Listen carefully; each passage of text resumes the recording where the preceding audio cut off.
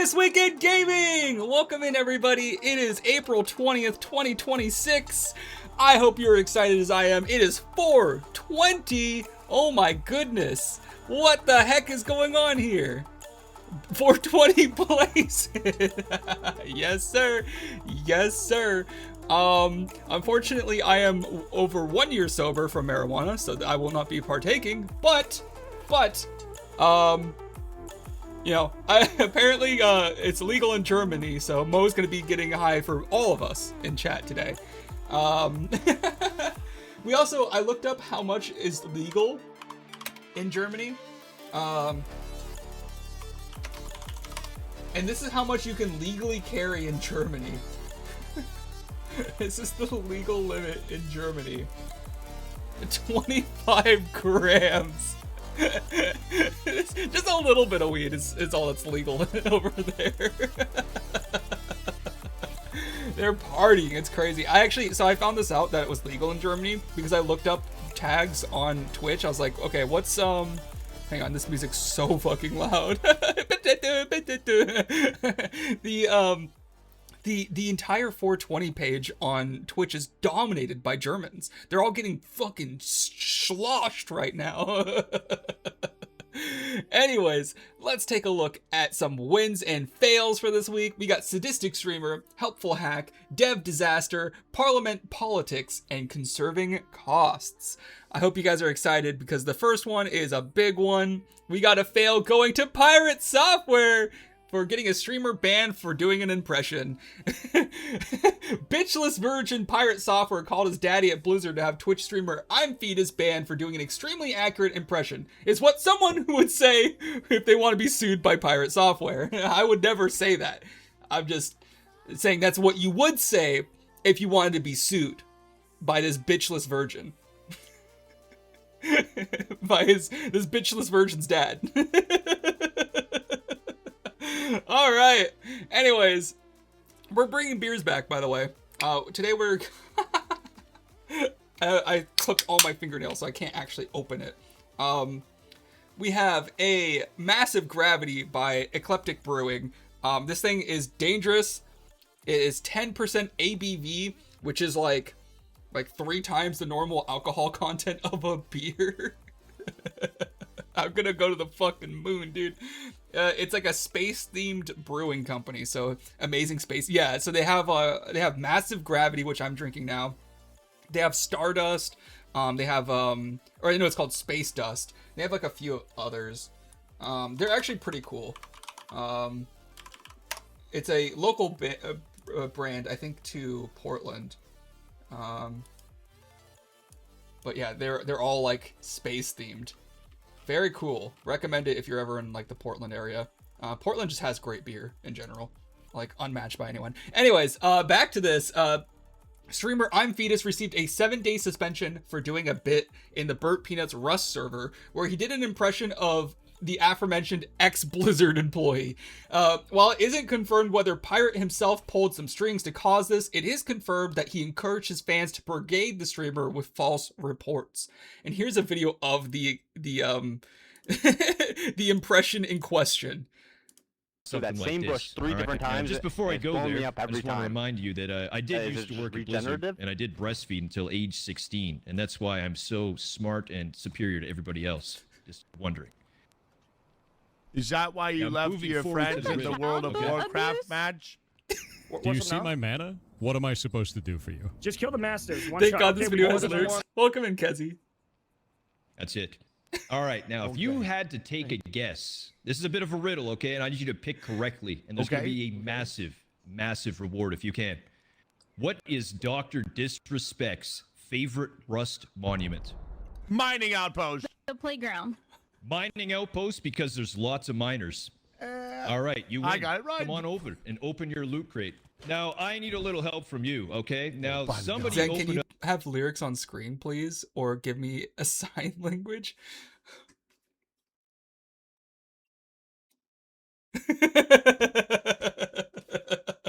Wait, you wouldn't even know my sign language. You don't know ASL.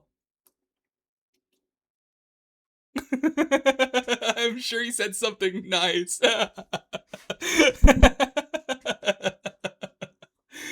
I took 2 years of ASL in high school. I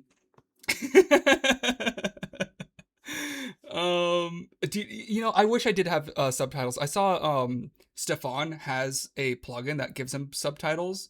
If I could do that, I would. I might look into it. Half was off screen. Oh, my bad. It wasn't the bird, so I'll take it.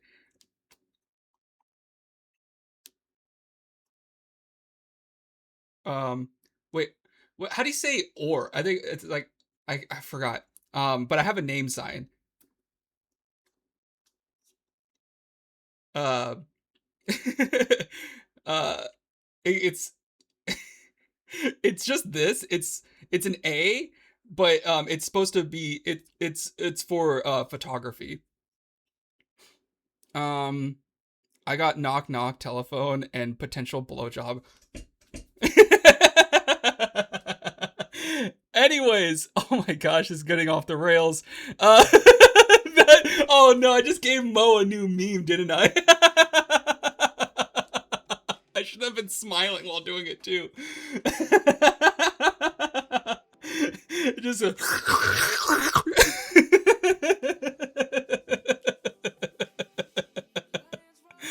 Oh, what's the sign for that, pussy? All right. Moving on.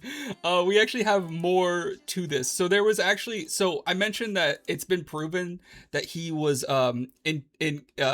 not engaging, but rather giving the green light to false report this other streamer, and it's shown in this video right here.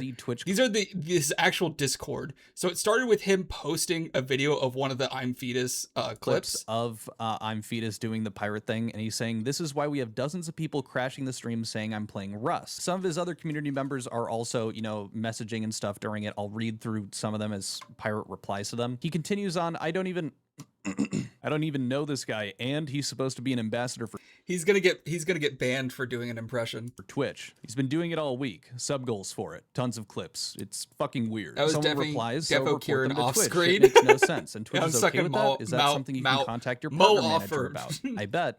He responds back, Twitch has not given a shit. They keep going, they won't, but they're using your likelihood to earn money, and I think you can go legal with that, which is a crazy line. That is and Pirate actually insane. Also, you know, thinks that that's a bit insane. He replies to them saying, lol, no. They're using your likeness, you can go legal with that. If you could go legal with that, Donald Trump would sue literally everybody who does an impression of him. Actually, he kind of does that. Never mind. Someone else had said, surprised other streamers are okay with it. He replies back, I'm not. Wait, is Pirate Software the Donald Trump of the software dev community? Following up, he posts a clip of him showing off Blizzard HQ and another... The funniest part is, too, you can see in the corner right here, his whole bit is that he has a picture of Pirate Software, and he just puts a video of his lips on top of it.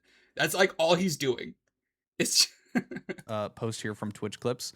He's running sub goals around it and even made his base into Blizzard. Like, this shit is unhinged. Someone else saying, I hope Twitch actually does something, to which he responds, big doubt they will, TBH. I hate people that talk like this. Like, these millennial fucking goobers. Like, big doubt. I got big anxiety from this. Oh, this is not Omega lols. This is not Icon has cheeseburger. Like, shut the fuck up, dude. The fucked part is I don't even know this guy. He's just attacking some character he thinks I am at this point. Just another example of fucking weirdo behavior. Which Pirate is right. Yeah. He's making fun of the character of Pirate Software, which is a culmination. He's almost so close to understanding the fucking bit. He's not making fun of Pirate Software. He's making fun of the caricature of Pirate Software. He says I work at Blizzard every 4 fucking seconds. That's the joke. All the goofy dumb shit that he was doing during his big drama, which I think to anybody outside of this, other than Pirate and, you know, some of his loyal viewers that think he can do no wrong, it's very clearly satire. He just has his mouth on a PNG of Pirate and is just reciting like the most common popular like bits that Pirate Software was made fun of for doing. Someone said on the Discord, I'm going a different route and reporting it for nudity since the guy displayed a drawing of a male penis on stream. They're playing fucking Rust and they're gonna report it for nudity? Hit it from as many angles as possible and Twitch might actually care about one of them. Pirate responds, honestly, that is hilarious. And that's the problem.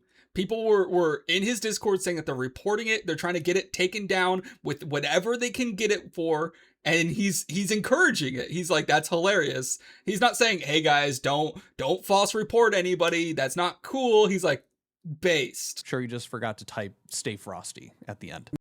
Yeah. So that's the drama going on with Pirate Software. Literally, the dude cannot stop getting into drama. Like, I think he just fucking lives for it.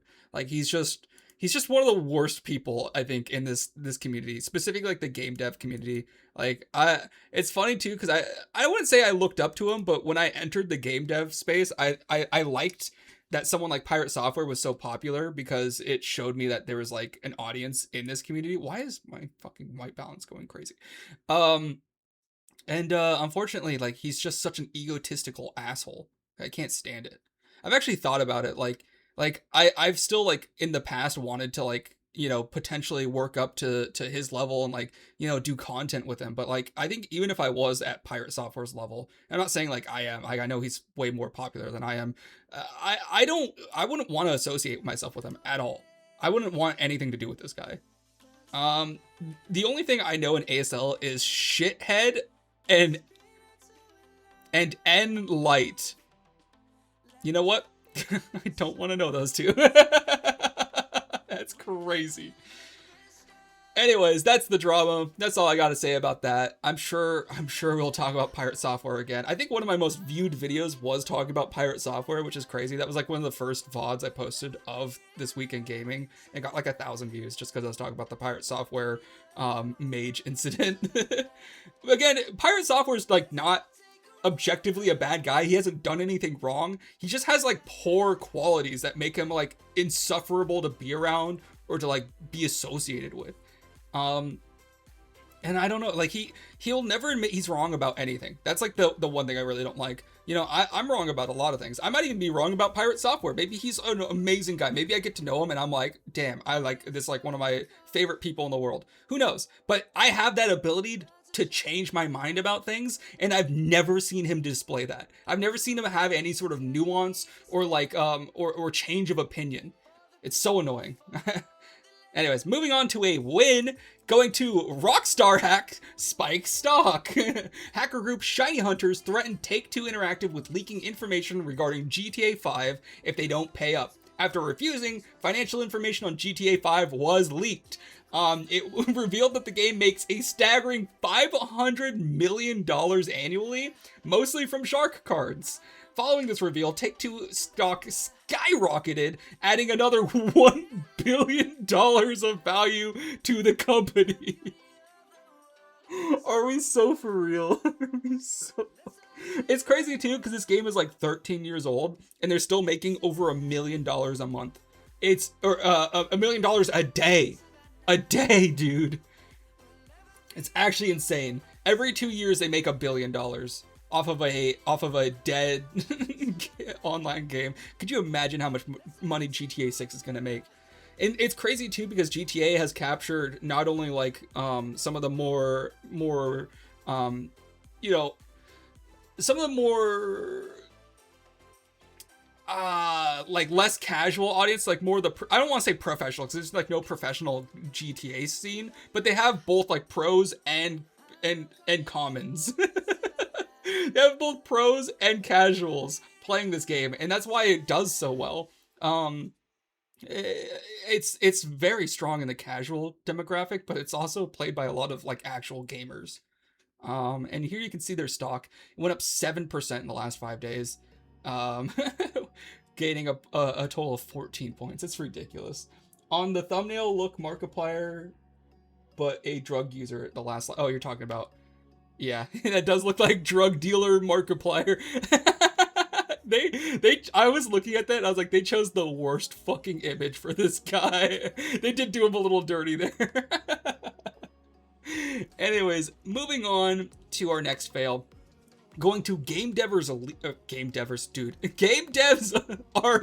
leaving. Recruitment company Skill Search revealed the results of their salary and satisfaction survey, which interviewed 1,000 video game professionals from America and Europe. Their findings have shown 44% of workers intend to leave the industry due to layoffs. Less than half of laid off employees have found new jobs, with only about a quarter of them believing their positions are even stable. Things in the UK look the bleakest, with 76% of workers looking for work outside of the gaming industry.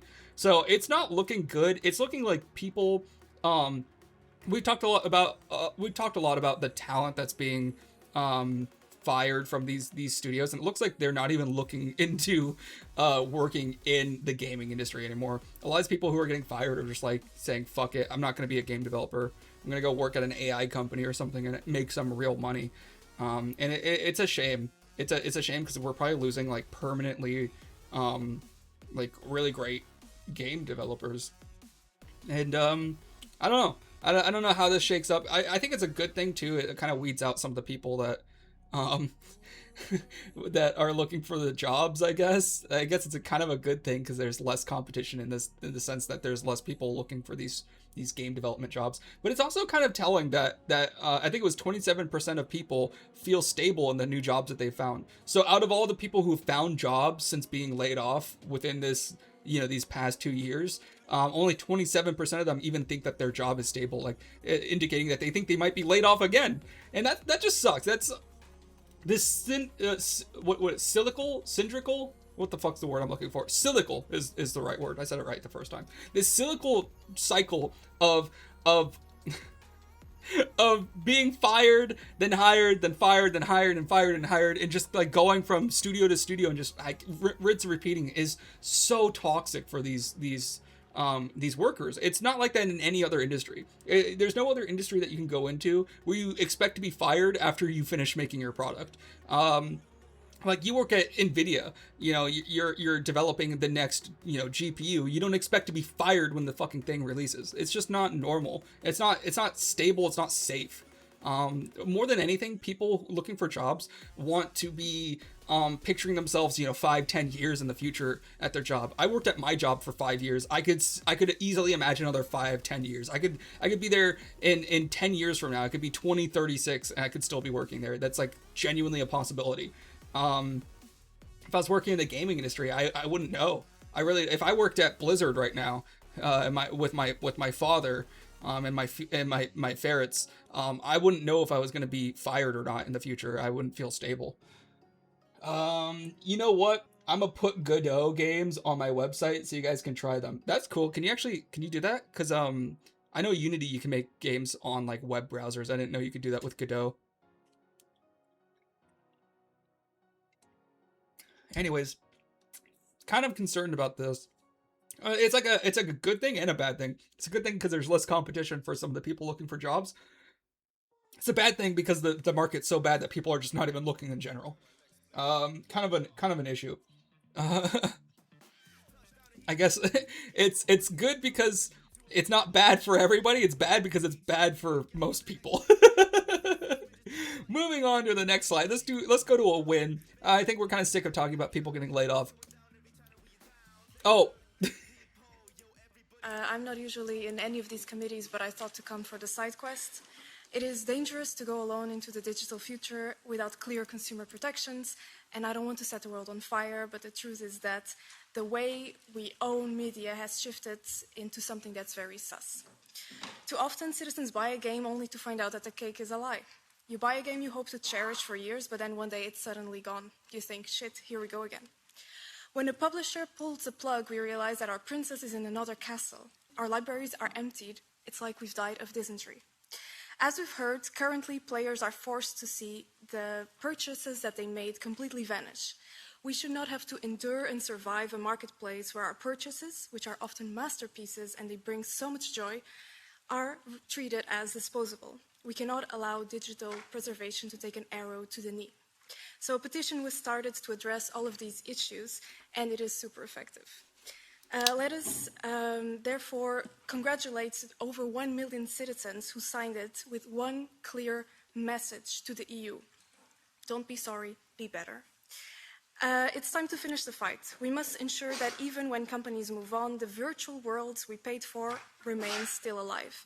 Let us praise the sun on a new era of digital rights so that for the gamer of the future, it isn't simply game over. If some colleagues think that I've lost my mind a little bit, these were all video game references. I just wanted to thank the petitioners and say that the Green ZFA group stands here in support and hope that the Commission takes seriously these Do I look pretty yet? Can I have subscribers? So old, Game over law. References. That was the perfect time. Subscriber alert. Game over. So, if you guys don't know, the Stop Killing Games initiative met the European Parliament recently, and I'm gonna be honest. This is one of the legislators. She's trying to be like hip and cool, and I'm gonna be honest. This was so cringeworthy. It was genuinely. I think this is one of the legislators. It could be one of the people from the initiative, but it's just so cringy. I like this end part. I feel so old. I didn't understand your references. I feel so old. She looks like she's maybe 30 years old, by the way.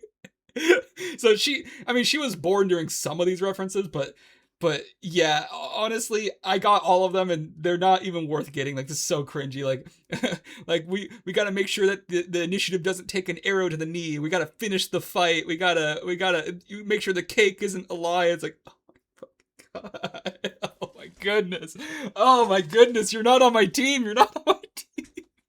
How do you do, fellow kids? Anyways. With that being said, Stop Killing Games at Parliament. Sorry, this background picture, I don't really like light background pictures, so this is a picture of Parliament in the background. The white text looks terrible. Again, if I don't know if I mentioned this already, but thanks a lot, Luis, for your sub. I really appreciate it. Great to have you in. That was really funny. SKG founder, hang on, let me have music. Ross Scott appeared before EU Parliament to speak about the movement. Consultant Daniel Ondruska told legislators that the movement is not trying to be unreasonable. Games that were developed 20 years ago still function. Games that were developed 3 years ago don't. It's a design decision and it's a business decision.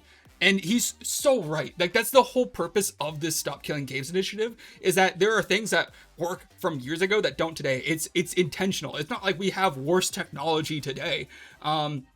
We have Far Cry 2, one of my favorite games. Is a game you can still play. You can still use the map maker. You can still play with friends. You can get in a lobby and you can have a lot of fun. You can play some of these old Call of Duty games. Like, I think you can still play Call of Duty 3. You can play Star Wars Battlefront 2, not the new one, the one from 2005. There are a lot of games that you can still play today that are like incredible and they still work and you can still play with friends. It's so cool. And the idea that like, oh, there's no feasible way we could ever make it so you could play fucking, I don't know, you could ever play Concord after we shut down the servers. It's like, why like, why can't we just do peer-to-peer? Or even like, if it does require servers, just let people host their own servers. Like, it's really not that hard. It just isn't.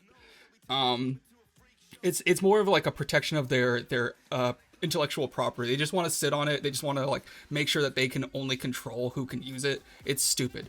She was picked last in gym class. It was a crazy chat. Anyways, a reception from Parliament was said to be unanimously positive, and I believe this wholeheartedly. It seems like all the legislators really received this positively, and that's because, I mean, it's just a slam dunk for everybody involved. There's a really big issue worldwide. This is not just like an American thing. It's not an EU thing. It's the world. There's an issue with like younger people, specifically Gen Z, not showing up and voting, not getting involved in politics. And this is a very rare instance where a lot of young people are passionate about something. And it's an easy win for every single, it doesn't matter if you're conservative, liberal, or whatever in between. It's you want younger voters getting involved, and this is a great way to get them involved. And I think that's like what a lot of legislators are focusing on. I mean, like the cringe alone, like it was obvious that was directed towards more younger people. And that's kind of the goal. And, you know, anything that legislators can do to try to get younger people involved is probably something that they're going to be interested in. So I think that's why this is probably unanimous. Not even necessarily because the initiative's so powerful, so smart. Like, I think it is a good initiative, but I think it's mostly the fact that there's young people behind it, that the young people are involved and interested in something, that these legislators are also interested in trying to get these voters to be included.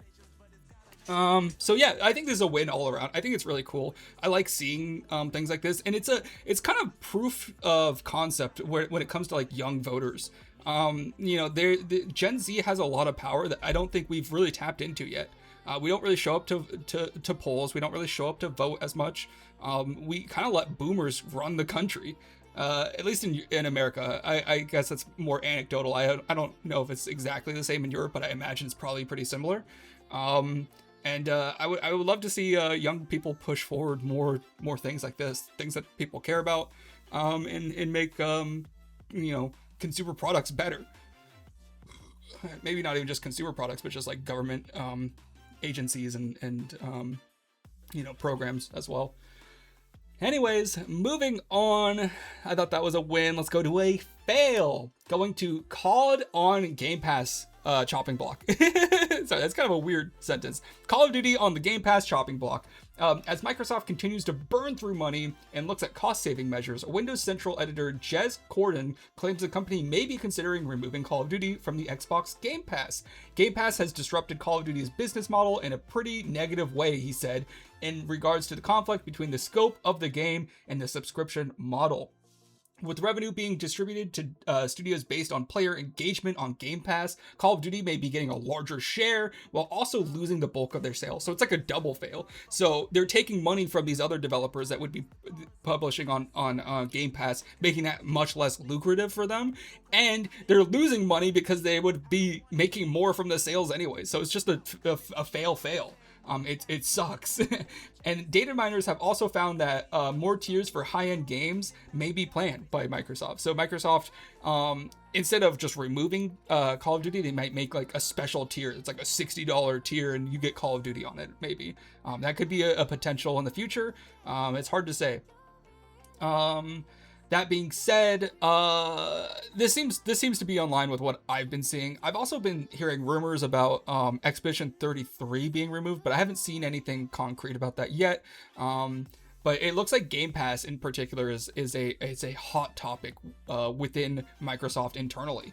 And it doesn't surprise me. I'm sure they're losing tons of money on it. They were losing a lot of money on it from the very beginning, but they were expecting to gain more market share. But now that market share is starting to dry up and they're starting to kind of plateau in terms of new users, now they need to start actually thinking about how they're going to start funding this this program. And they're probably gonna have to make changes that are not consumer friendly. Like removing Call of Duty, like removing Expedition 33, raising prices, you know, things. They've already raised prices, but we'll see. I mean, Netflix has been doing the same thing too. Netflix has gotten a lot of market share, and now they can just start raising prices. It's just kind of how it goes. That's why I like using products when they're newer. Like I really liked using DoorDash when it first came out. Does anyone remember how good DoorDash was, or like Uber Eats was, like during the pandemic, or like even before that? You can get like a whole pizza DoorDash to you for like $1.20. It was like actually insane. Like it was so cheap. And Uber and Lyft. Those were incredibly cheap too. I remember I used to be able to go to downtown Portland, which is about 15-20 minutes away from where I am, and it was like $10-15 to go one way, and now that same price is $40, not including a tip.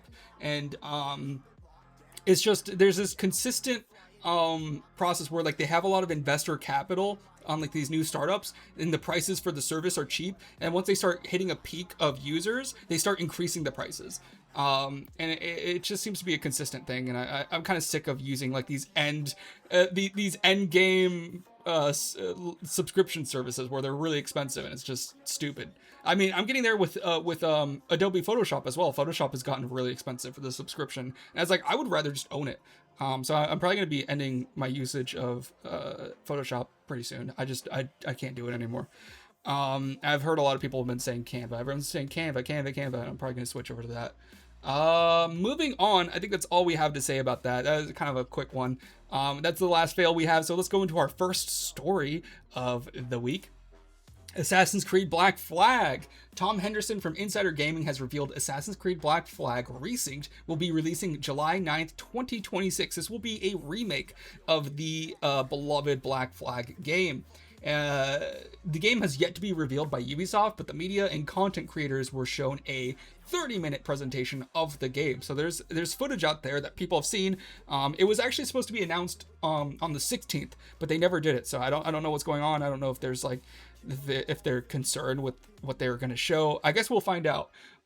This will be the first in a series of planned Assassin's Creed remakes and is reportedly completely reworked with a bunch of new content and updates. It'll be the same thing. It won't be like an RPG style game. It'll still be like the original like single player experience that we remember, but it's going to have a lot of content that's been reworked.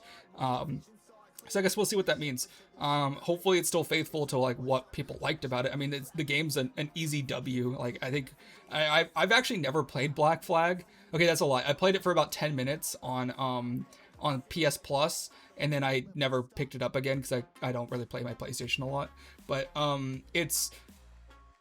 it seems okay. I never really got too into it, but from what I hear, everyone says it's like the best Assassin's Creed ever made. So I'm sure there are a lot of people excited about this. I'm kind of excited about it. I would love for another chance to try to get into it.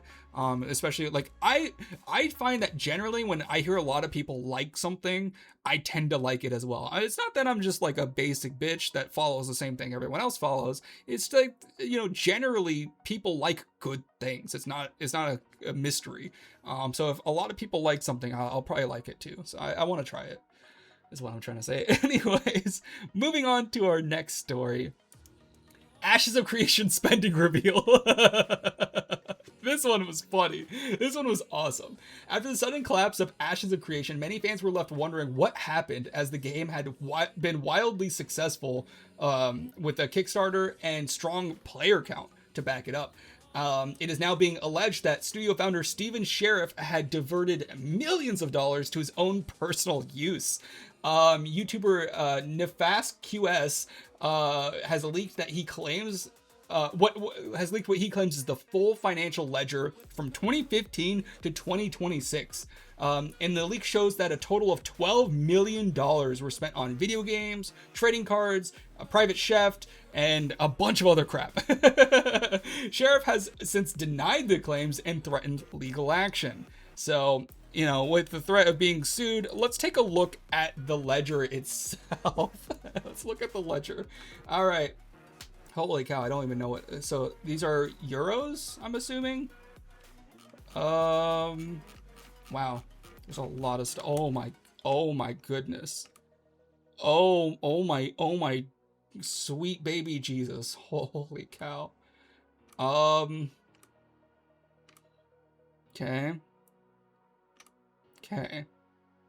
All right. Interesting. Holy shit, we're only like 3/4 of the way there. Holy, I'm just doing even faster. Okay. We hit the end. Holy shit, 16,000 entries. It doesn't look like this is just subtractions to the account. It looks like it's also income. Wow, they're like deep in the red. Wait, what year is this? Is it newest to oldest from the, oh wait, here the dates are right here. 2025. So this is like the end. Holy shit, they were $2.6 million in the red. Holy fuck, dude. I mean, if you spent $12,000 or $12 million on personal shit and your company ends $2 million in the red, that indicates to me that you could have been in the blue, my guy. In the green, I guess.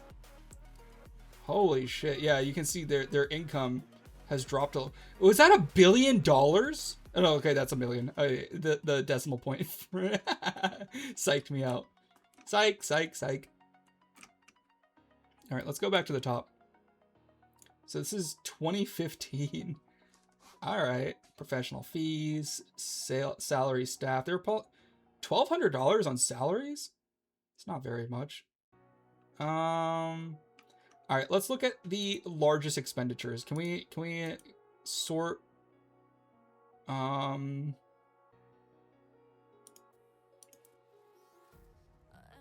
By the highest amounts. Okay. Commerce checking 3 million, loan to Nutrition Incorporated. A lot of these don't have split. Short-term business loans. Okay, this is normal stuff. Normal. Software, payroll cleaning. Furniture expenses. Okay, this seems normal. Where does it start getting weird? 120. The thing is, it's like small things, right? That added up. It wasn't like he spent $100,000 on like something stupid. One thing that was noticed was he spent $80,000 on his own house. I can't remember where it was. It was like a property company that they traced back to his own home. I wonder which one it was, because we're in the 80,000s right here. Oyster Canadian Payroll. Oyster HR Incorporated. It's not that. SADA North Hollywood. Okay. Kaiser Commerce West Loan. Okay. TechNet Partners Incorporated. Epic Games. He spent $75,000 on Epic Games. That's crazy. So this could be anything. I heard some claims that he was buying video games for that much. He listed it as software, but that could just mean he's buying a video game. It is known that they spent a lot of money on video games like Steam, and like you don't spend $75,000 on Epic Games just for like shits and giggles, you know what I mean? Like there's no software that I believe you need to pay that much for money. Maybe because they're enterprise, maybe there's more. Do they use the Unreal Engine? I'm curious. I heard that he spent like $800,000 on what was it? It was like DoorDash or something as well. Airbnb travel expense, Liberty Mutual. Okay, we're down to like $4,000. Computers and equipment, $4,000 on Amazon. It's difficult to say whether or not these are actually genuine though. You know, Amazon could be anything.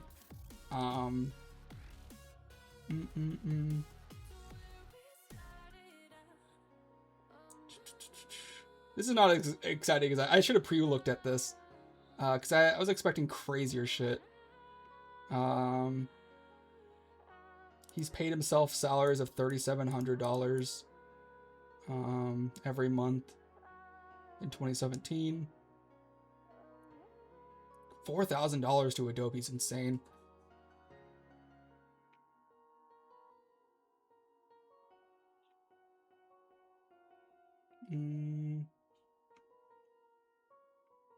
Interesting. Well, that's good to know. It's cool that this is out here. I mean, a lot of other people have been digging into this a lot better than I have. I guess that probably wouldn't be in like the top most expenses. Let's go to like the bottom. These are positive expenses. These are things that they made money on. Stripe deposit. Yeah, a lot of Stripe deposits. What do they spend money on? Postmates. Business expense meals. $1.13 on Postmates? How is that possible? Postmates. Apple.com, Google, a bunch of times. A lot of Prime Video. Okay, when we get down to the smaller things, shareholder distributions. Why do they spend $3? Are they like renting movies on Prime Video?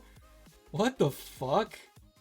Postmates. Holy shit, there's a lot of Postmates on here. Uber. $4 on Uber is insane. I thought I saw, yeah, Steam games.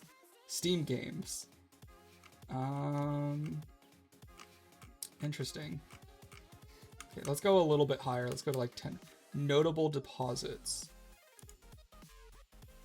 Okay. Postmates tip. A lot of Postmates. Dropbox a bunch of times. Holy shit, a lot of Dropboxes. Postmates. Holy shit. Einstein Bros Bagel. I'm glad that's a business expense. Business meals. Holy shit, dude. These guys are addicted to Postmates. I heard it was DoorDash. It's clearly Postmates that spent a lot of money on. They eat Postmates every fucking day. Einstein Bros Bagels. They love bagels and Postmates. Oh, wait. Here's DoorDash. Postmates. Holy shit. Postmates. Oh my god. Einstein Bros Bagels. I feel like I'm fucking Caleb Hammer going through like DoorDash. That's interesting. A lot of Epic Games. Look at this. Epic Games $20. Epic Games $20. Epic Games $20. They bought a lot of Epic Games, and then there's also Steam games on here. Wire out fees. They paid a lot in fees to just wire out money. That's crazy. $21. How many times is this? Will it tell me exactly the number? That's a lot. This is like thousands of dollars of fees right here. Rocky Mountain Chocolate. Travel expense. Dog, that's fucking chocolate. DoorDash, business meal. Postmates, business meal. Holy shit, they DoorDash every second of their life. Sirius XM? Office soft? They spent $23 a month on Sirius XM? What the fuck, dude? Chick-fil-A? Wendy's? Dude, this is bad. This is so bad. Yawn. She was okay. All right, we'll move on. It's just crazy to see the QuickBooks of a failed company, and it's just like DoorDash 100 times. Apparently, he had hired a private chef as well. Anyways, moving on to our final. Actually, I don't know if it's our final story. Let's see. What do we got here? It is our final story. This is a big one, and I really wanted to talk about this. So, time to sit up in your fucking chair, Kieran.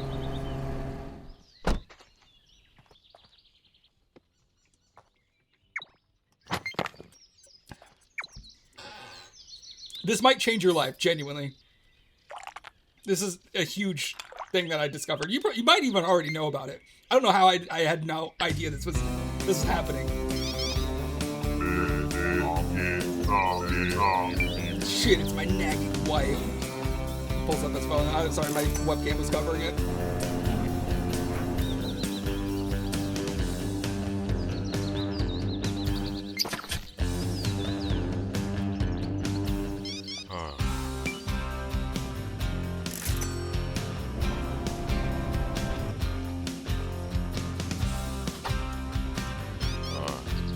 Nice shot. Oh, he just hit an animal with this car. Fishing peak game, right?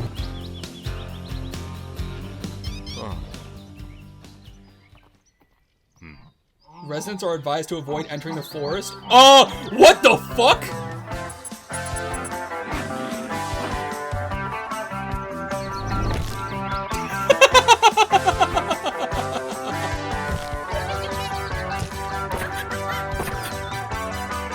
Aliens?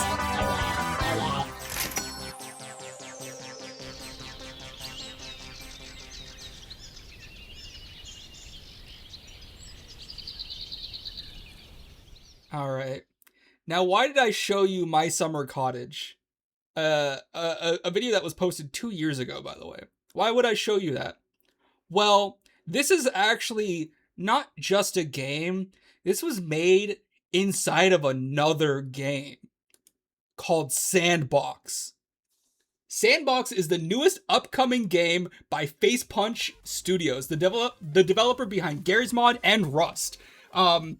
This game will be released April 28th, so like in a week from now, and stands to change how Steam works forever. This game is the spiritual successor built on the Source 2 engine.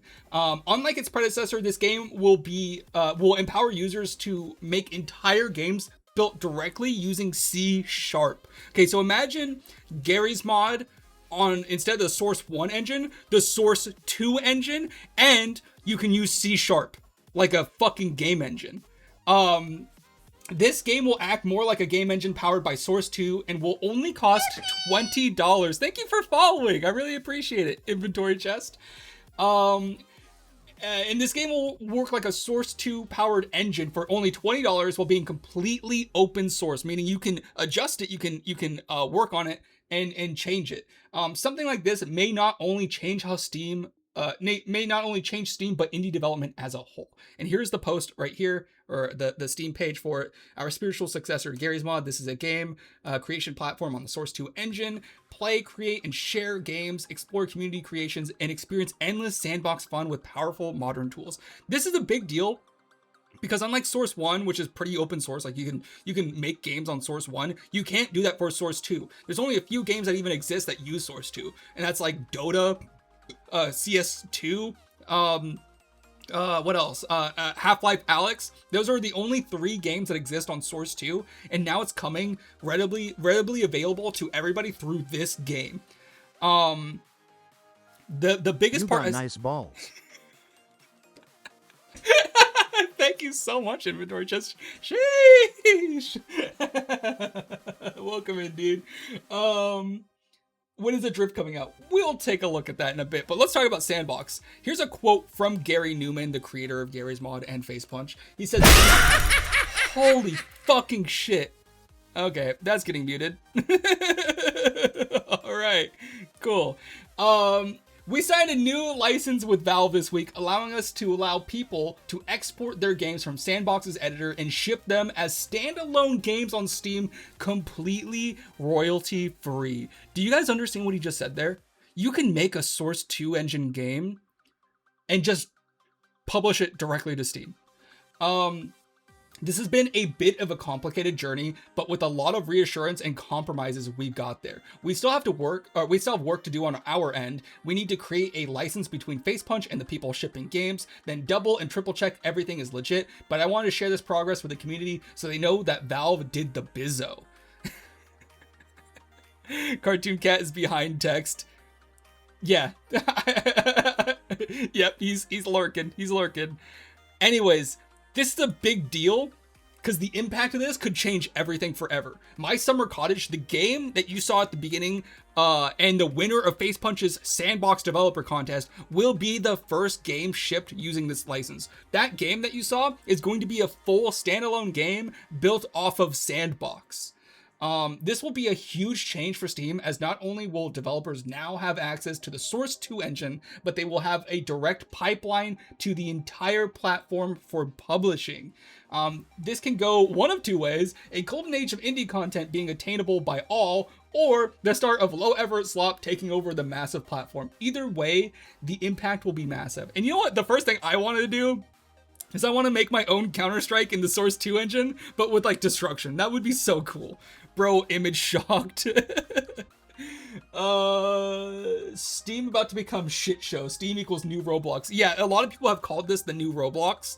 Now they still need to pay for the Steam license, right? I'm not sure. I really don't know. I guess we'll see.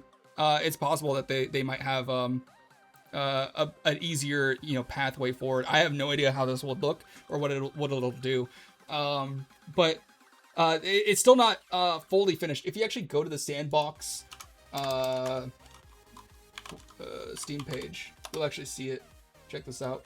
Nope, that's not the Steam page. That is their website. So in their export games, if you want to publish to Steam royalty free, although we're not quite ready for this yet. It's not fully finished. We'll see what comes of this. It sounds like they need to make a license for people. You probably still have to pay the $100 listing fee on Steam, but I'm not sure. It seems like it's going to have a pretty direct pipeline though to making games on Steam, which is just very cool. I mean, here's an image of somebody who made like a zombie survival game in Steam. Someone made fucking, I don't know, what is it? Tycoon Simulator? What the fuck? I don't remember what it's called. There's all sorts of things that you can make with it. It's very cool. So I'm really interested in this. I would actually like to develop a game for S&box. I would love to see what that looks like. But I can't believe I haven't heard about this. This trailer came out 2 years ago. And the game comes out in a week. I don't know how this was not on my radar. The S&box videos I found have like 40,000 views on them. Like they're not, like this is not hitting the public like it should. Like, this is huge. Like, it's basically full access to the Source 2 engine for the first time. And I can't wait to see it. I already know that I'm going to buy this, and I would like to do a live stream and see if I can make a game using S&box. C# and S&box, we're going to figure it out, and we'll do it all live so you guys can learn how to do it as well. And we'll find out. Maybe it's the next big thing. Maybe it's just, garbage. We'll see. My assumption is it's going to be whatever you make it to be. I think that's really what it's going to come down to. This seems like a thing to bring back Steam Greenlight. That would be cool too. I loved Steam Greenlight, taking a shot for each bug. I would die. I would die instantly. VR support? That I wonder. I mean, it's C#, so like literally anything should be possible, right? Like that's the crazy thing about it, is like it's not just Gary's mod, it's Gary's mod with coding support. Like the entire engine unlocks for you. Like this, I can't understate how big of a deal the C# part is. There's not enough alcohol on Earth. The problem is, are we talking about like bugs in the own game that we're making? Because if we're taking a shot every time we introduce a bug, you realize that's like a failure cascade, right? Because I'm going to get drunker, I'm going to make more bugs because I'm drunk. And then I'll get drunker and drunker until I die. Gary's mod had a coding support too, just in Lua. Lua, are you fucking joking? Oh, you make me sick. Yeah, I'm aware of the Lua, but the problem is Lua is just affects the already existing parts of the engine. You can't add to it. It's not like with like C# you can add entire features that didn't exist yet. You're just manipulating what already does exist with Lua. Yes, content we all know well. The last drinking stream. We all know how well the last drink. Yeah. We don't need to talk about that. Anyways, moving on. That's all we have for today. And it's time for our community time. And our message today is be an early adopter. Genius is Initiative on Fire by Holbrook Jackson. I wanted to talk about this because it seems like the overall theme that I'm getting from today is like things are changing, and it's really important that we take initiative and early adopt a lot of these things. I would really like to be, one of the, I mean, I won't be the first because apparently 2 years of developers have already been fucking working on S&box, but I would like to be like the first person streaming S&box. Like next week, expect me to be streaming immediately, just figuring it out, showing you guys what I learn, and seeing if it's like something cool. I love trying new things. I love checking out like new products, new technology. So I'm excited for this. I really am. I'm so optimistic about it. A lot of people think that it's just gonna be like Roblox, or it's just gonna be like, full of like AI slop. But that's just like, that's so nihilistic. It's literally whatever you want it to be. Like if you want to make something cool with a tool like this, I think you can. So anyways, that's all we have. We have one thing that I would like to show off. Kieran, you shared a lot this week, but I'm only going to show one thing. I try to only show like one thing per person unless there was like something really big. I really liked all the stuff that you did.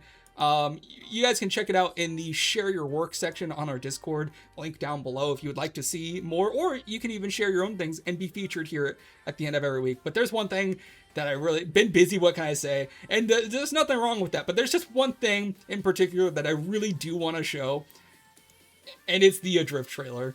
I would love to show this to everybody. This is going to be really sick. I watched a little bit of it, so I already kind of know what I'm in for. Shit, but looks dead. No lights, no life support, nothing. Where the hell is everyone? That's Kieran's voice! All restoration complete. Hello, Commander Vance. I assume you're the rescue team? That's Mo! Or just one very optimistic man? Logs, data pads, crew quarters. Mo sounds like an engineer. Empty. Let's just say they're not here to greet you. Life science, 0. Air quality, barely suitable for humans with a death wish. The engineer tried to lock you out. Is that not your voice? Is this another British guy? Confusion. They stopped believing once they realized what we were carrying. You want me to trust you after everything that happened?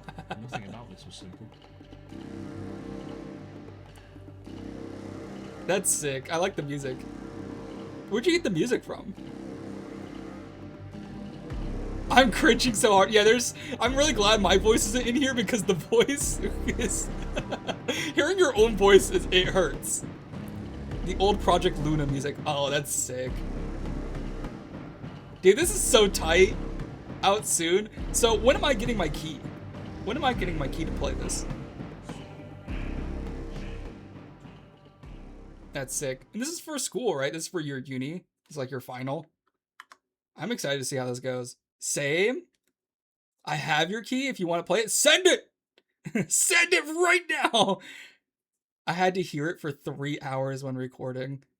Can I also recorded lines too. I wonder if did you end up using them, or are they too bad? Are they too shitified?